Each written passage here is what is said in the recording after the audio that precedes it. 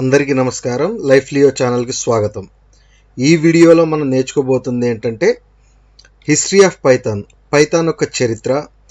Why it called as a Python. పైథాన్ని ఎందుకు Python అని పిలుస్తున్నారు. వర్షన్స్ రిలీజ్డ్, ఇప్పటిదాకా ఏ వర్షన్స్ వచ్చినవి. Applications of Python. పైథాన్ ద్వారా మనం ఏమేమి డెవలప్ చేయొచ్చు. మొదటిగా హిస్టరీ ఆఫ్ పైథాన్ అంటే చరిత్ర. పైథాన్ యొక్క చరిత్ర ఏంటి? పైథాన్ అనేది 1980లో గైడో వ్యాన్ రోసమ్ అనే ఆయన ఒక ఆలోచన పుట్టిందే ఈ పైథాన్ అనేది. ఇది ఎక్కడ మొదలుకుంది అంటే కనుక సెంట్రమ్ విస్కుండే అండ్ ఇన్ఫర్మాటికా, ఈ యొక్క రీసెర్చ్ సెంటర్లో ఈ పైథాన్ అనే దానికి ఒక బీజం పడింది. ఈ సెంట్రమ్ విస్కుండే అండ్ ఇన్ఫర్మాటికా ఎక్కడ ఉందంటే నెదర్లాండ్స్. ఈ పైథాన్ అనేది మొదటగా ఉన్న ఏబిసి ప్రోగ్రామింగ్ లాంగ్వేజ్కి కంటిన్యూషన్గా డెవలప్ చేయబడింది. దీని యొక్క ఇంప్లిమెంటేషన్ అంటే దీని యొక్క తయారీ విధానం ఎప్పుడు మొదలైందంటే డిసెంబర్ 1989 చివరిలో మొదలు పెట్టడం జరిగినది. దీనిని పైథాన్ అని ఎందుకు అంటున్నారు? మామూలుగా పైథాన్ అంటే ఒక పాము పేరు. ఆ పాము పేరు ఒక ప్రోగ్రామింగ్ లాంగ్వేజ్కి ఎందుకు పెట్టవలసి వచ్చింది?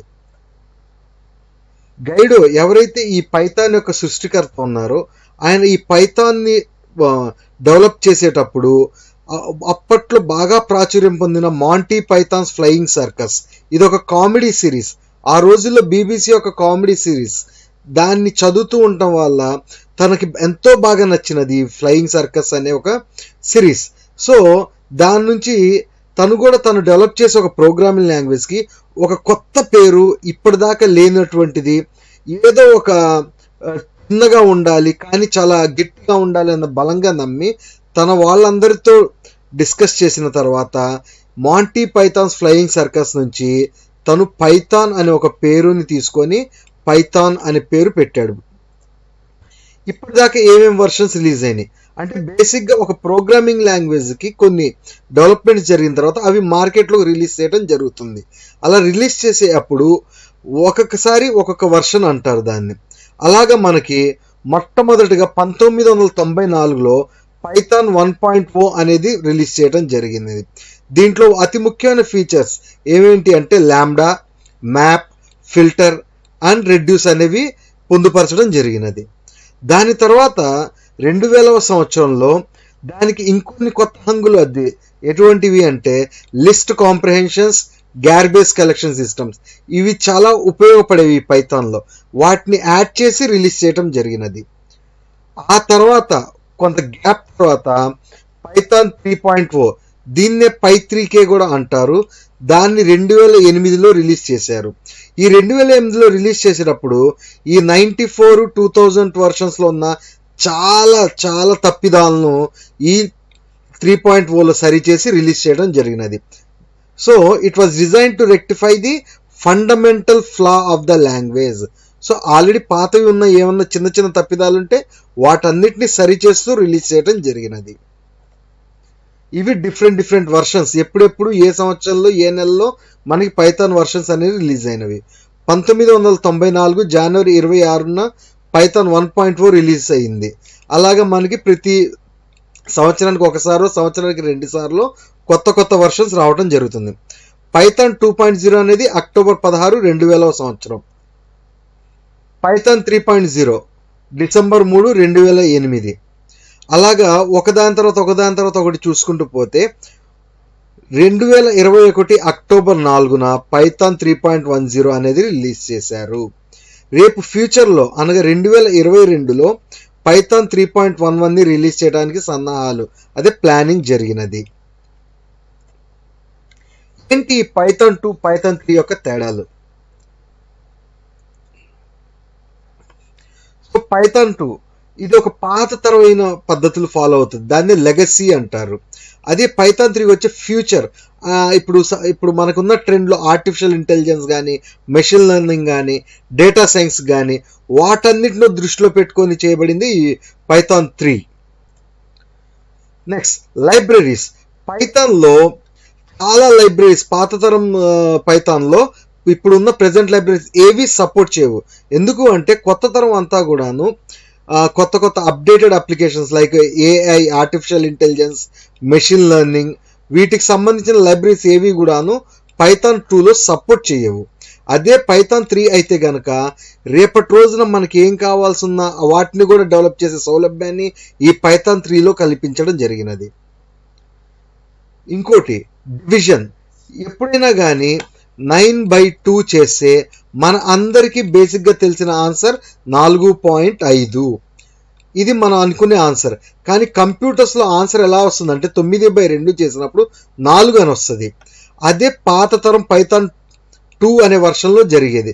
కానీ అలా కాకుండా ఇలాంటి చిన్న చిన్న డెసిమల్ వాల్యూస్ని కూడా పక్కాగా ఇవ్వటానికి ఈ పైథాన్ 3లో అప్డేట్ చేయడం జరిగింది.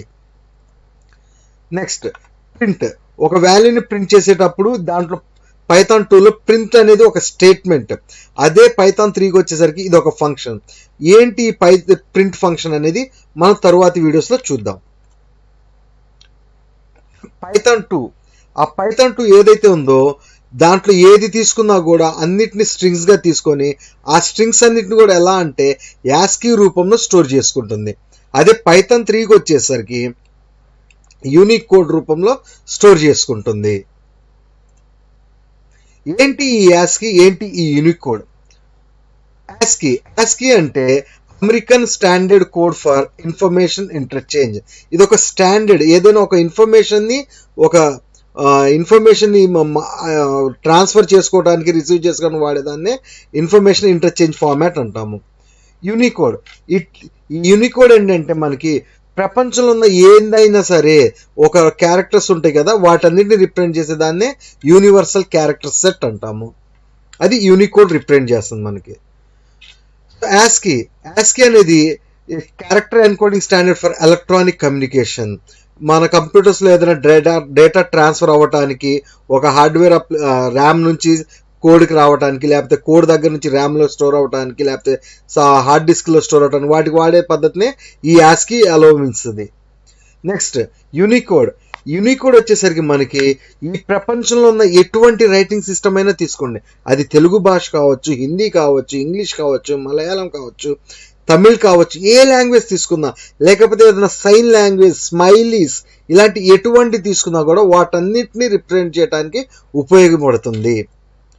ఈ యాస్కీ అనేది ఎన్ని క్యారెక్టర్స్ సపోర్ట్ చేస్తుంది అంటే 128 క్యారెక్టర్స్. అంటే యాస్కీలో మనం ఏదైనా ఇన్ఫర్మేషన్ పంపించాలి అంటే ఏదున్నా కానీ ఆ 128 క్యారెక్టర్స్ 0 to 127. అంటే ఫర్ ఎగ్జాంపుల్ ఇప్పుడు మనం గనక క్యాపిటల్ ఏ, అప్పర్ కేస్ ఏ అంటాం కదా, దానిని మనం కంప్యూటర్లో పంపించాలి ఆ పొందుపరచాలి అంటే కనుక 65 అనే ఒక నెంబర్ ద్వారా పంపించవచ్చు. సో అంటే 0 నుంచి 127 మధ్యలోనే ఉంటుంది. కానీ ఇక్కడ యూనికోడ్లో ప్రపంచంలో ఉన్న ప్రతి భాషని రిప్రజెంట్ చేయొచ్చు అంటున్నాం కాబట్టి ఇక్కడ దానికి ఒక లిమిట్ అంటూ లేదు. It supports the wide range of characters. So ఈ 0 to 127 రిప్రజెంట్ చేయడానికి మనకి 7 బిట్స్ సరిపోతాయి. కానీ అదే మన యూనికోడ్లో ఏంటిది అన్లిమిటెడ్ అన్నాము కాబట్టి బేస్డ్ ఆన్ మనకు అవసరాన్ని బట్టి అది 8 బిట్ కావచ్చు, 16 బిట్ కావచ్చు, 32 బిట్ కూడా కావచ్చు. సో ఇక్కడ 7 బిట్ అన్నాం కాబట్టి యాస్కీ అనేది చాలా తక్కువ స్పేస్ని కన్జ్యూమ్ చేస్తుంది. అదే యూనికోడ్ వచ్చేసరికి ఎక్కువ స్పేస్ని తీసుకుంటుంది.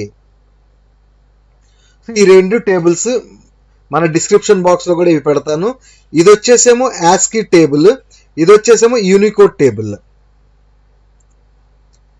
అప్లికేషన్స్ ఆఫ్ పైథాన్ యొక్క డిఫరెంట్ అప్లికేషన్ అంటే పైథాన్ నుంచి ఏమేమి డెవలప్ చేయొచ్చు, ఏమేమి తయారు చేయొచ్చు, దాన్ని ఎక్కడెక్కడ వాడుతున్నారు ఇప్పుడు ప్రెసెంట్ సిచ్యువేషన్లో అనేవి ఇక్కడ చూద్దాము. First web and internet development. ఈరోజు ఎంతో ప్రాచుర్యం పొందిన ఇన్స్టాగ్రామ్ అనేది కూడా మనకి ఈ పైథాన్ ఫ్రేమ్వర్క్ మీద డెవలప్ చేయబడింది. అంటే వెబ్సైట్స్, ఇంటర్నెట్లో ఏదైనా సంబంధించిన కానీ స్క్రిప్టింగ్స్ కోసం కానీ ఈ పైథాన్ని ఉపయోగించవచ్చు. Scientific and numeric computing. ఇప్పుడు ప్రజెంట్ ట్రెండ్లో ఉన్న డేటా సైన్స్ రిలేటెడ్గా ఏదైనా కానీ మనకి సైంటిఫిక్ అండ్ న్యూమరిక్ కంప్యూటింగ్స్ కోసం బాగా ఉపయోగపడుతుంది. ఎడ్యుకేషన్, విద్యా వ్యవస్థల్లో చాలా ఉపయోగం.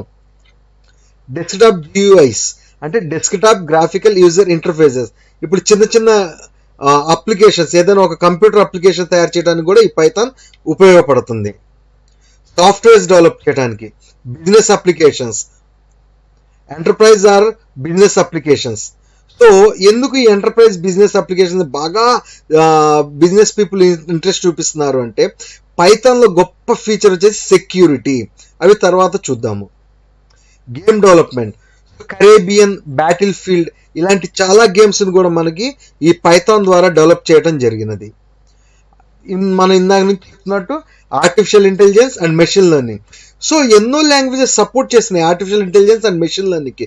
కానీ పైథాన్కి ఉన్నటువంటి లైబ్రరీస్ ఈ ప్రెసెంట్ జనరేషన్లో మిగతా ఏ లాంగ్వేజెస్ కూడా లేవు. లాంగ్వేజ్ డెవలప్మెంట్ మనం ఇప్పుడు చూస్తున్నాము, ఇంగ్లీష్లో టైప్ చేస్తే తెలుగుగా రావటము, తెలుగుగా టైప్ చేస్తే ఇంగ్లీష్గా మారటం ఎలా జరుగుతుంది అంటే ఈ లాంగ్వేజ్ డెవలప్మెంట్ బేసిస్ మీదే. సో ఇప్పుడు ఎప్పుడైతే మనం వాయిస్ రికార్డు తీసి హాయ్ వెల్కమ్ టు LifeLiyo అని అంటున్నామో ఆటోమేటిక్గా స్వాగతం LifeLiyo ఛానల్కి స్వాగతం అని ఎలా మారుస్తుందంటే based on the language development. Operating system, ఒక కంప్యూటర్ పనిచేయడానికి ఆపరేటింగ్ సిస్టమ్ అనేది చాలా కీలకమైనది. బేసిక్గా ఒక కంప్యూటర్లో హార్డ్వేర్ పార్ట్స్ అన్నిటిని కూడా మనం డైరెక్ట్గా ఆపరేట్ చేయలేము. ఎందుకు అంటే హార్డ్వేర్ పార్ట్స్ అన్నిటికి కూడా అర్థమయ్యే భాష వన్స్ అండ్ జీరోస్. ఆ వన్స్ అండ్ జీరోస్ని మనం డైరెక్ట్గా చెప్పలేం కాబట్టి ఒక దాని సహాయం తీసుకుంటాం, దాన్ని ఆపరేటింగ్ సిస్టమ్ అంటాము. ఆ ఆపరేటింగ్ సిస్టమ్స్ని డెవలప్ చేయడానికి కూడా ఈ పైథాన్ సహాయపడుతుంది. Web scrapping applications. Web scrapping అంటే ఏదైనా ఒక వెబ్సైట్ నుంచి కొన్ని వందల లైన్లు ఉన్న వెబ్సైట్లో మొత్తం చదువుతూ కూర్చున్నప్పుడు మనకి ఏదైనా ఇంపార్టెంట్ పాయింట్ కనిపిస్తే మనం రాసుకుంటాము. అలా రాసుకునేటప్పుడు కొన్ని 10 లైన్లు రావచ్చు, 20 లైన్లు రావచ్చు, 30 లైన్లు రావచ్చు. ఇలా అంతా ఉంటే ఒక 2000 లైన్లు ఉన్న వెబ్ పేజ్ చదవటానికి 10 గంటలు పట్టే సమయం మనకి. అదే వెబ్ స్క్రాపింగ్ అప్లికేషన్స్ ద్వారా మనకి ఏమిటంటే కేవలం 2 నుంచి 3 నిమిషాల్లో ఆ 10 నుంచి 20 ఇంపార్టెంట్ పాయింట్లన్నీ మనకి బయటికి తీసిస్తుంది. దాన్ని వెబ్ స్క్రాపింగ్ అంటారు. Image processing and graphic design applications. So మనకి ఇప్పుడు ఇమేజ్ మ్యాపింగ్స్ సచ్ యాజ్ ఎప్పుడైతే మనం గూగుల్ ఫొటోస్ వాడుతున్నామో ఈ గూగుల్ ఫొటోస్లో మనం చూస్తే మన ఒకే మనిషి ఫేస్ ఉన్నవన్నీ కూడా ఫేసెస్ ఉన్న ఫొటోస్ అన్నీ కూడా ఒక చోట తీసుకొచ్చి పెడుతుంది, ఒక ఫోల్డర్ లాగా క్రియేట్ చేసి. ఇంకో సపరేట్ మనిషి ఉన్న ఫొటోస్ అన్నింటినీ కూడా ఒక చోట పెడుతుంది. ఎలా జరుగుతుందంటే ఇమేజ్ ప్రాసెసింగ్. సో ఇవి వివిధ రకాల అప్లికేషన్స్ ఆఫ్ పైథాన్.